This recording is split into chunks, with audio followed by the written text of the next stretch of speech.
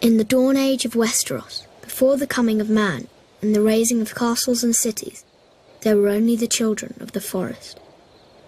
Little is known of them now, but it is said they were small in stature, dark and beautiful, and no taller than children when grown to manhood. They lived in the depths of the forests and hidden villages, crannogs and caves.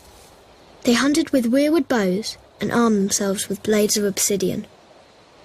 Their wise men were called Green Seers and were possessed of powerful magic.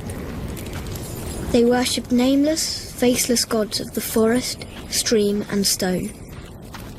According to legend, it was they who carved faces in the great white trunks of the majestic weirwoods.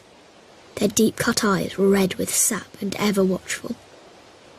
12,000 years ago, the first men came from the eastern continent, crossing a land bridge called the Arm of Dawn.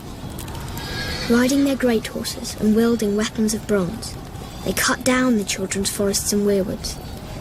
A terrible war raged between the children and the first men that lasted for centuries.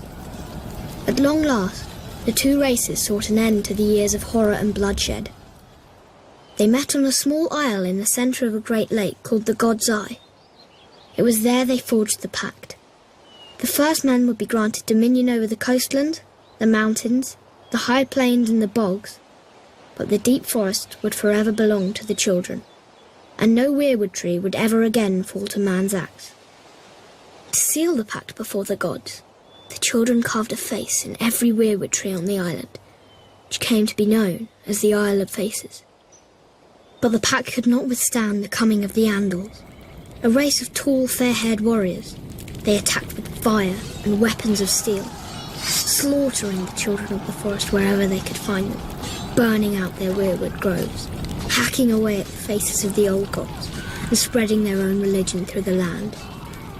Centuries of war followed, and the Andals conquered every kingdom in Westeros, save one, the North. The kings of winter were able to withstand the Andal invasion, and descendants of the first men dwell there to this day, and continue to worship the old gods.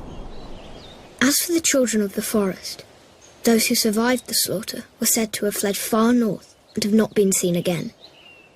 Most assume they're long dead, and some don't believe they ever existed. They live on only through song and legend, and in the faces of the weirwood trees.